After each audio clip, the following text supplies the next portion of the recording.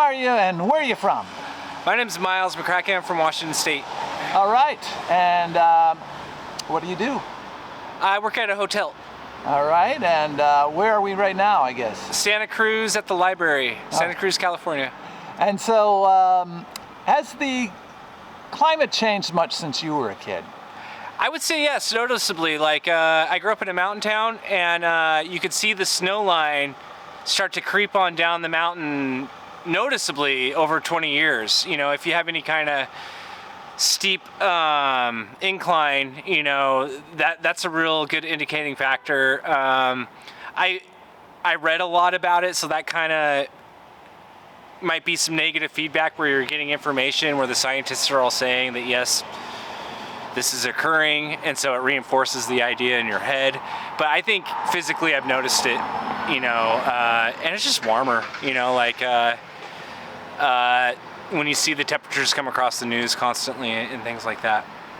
All right, and then what about every day? Are you worried about it? And say on a scale of 1 to 10, 10 being the most worried or most concerned, where would you put yourself?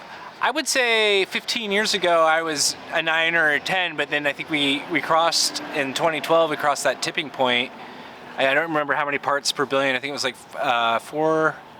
You know, it was a lot. You know, I don't remember the exact statistic, but it was real obvious that you kind of had the collapse with when you started to see like Greenland and the permafrost starting to release methane, and it's just an ecosystem, and then, you know, like when you take one little puzzle piece and the whole thing can kind of crumble, and we saw that, I think, in a real visible way. Ocean temperatures, but most people are aware of the issue now. I think the message has gotten out. There's, like anything controversial, there's clingers, but I think as far as the message, the war has been won. We're going to act on this.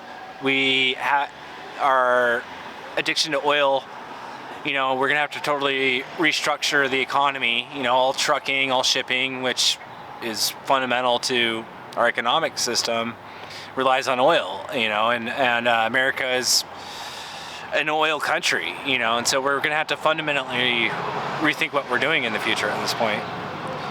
And well, that leads into the last question. Yeah. What are you an optimist or a pessimist about the future, and what can we do about it?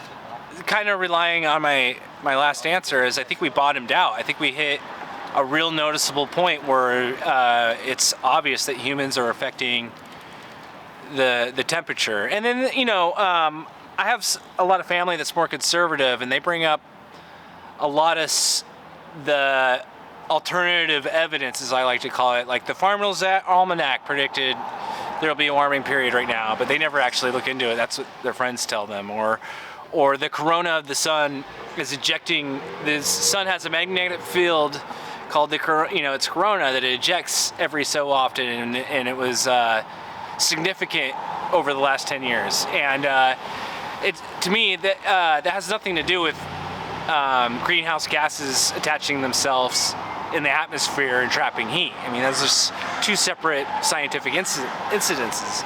So as soon as we sort of remove some of these barriers that are, you know, the stalwart climate deniers are holding on to, I think we will see some significant progress. I think to shorten it up, I'm an optimist. I think we've realized as a species that we can't keep pumping methane and carbon into the atmosphere and survive.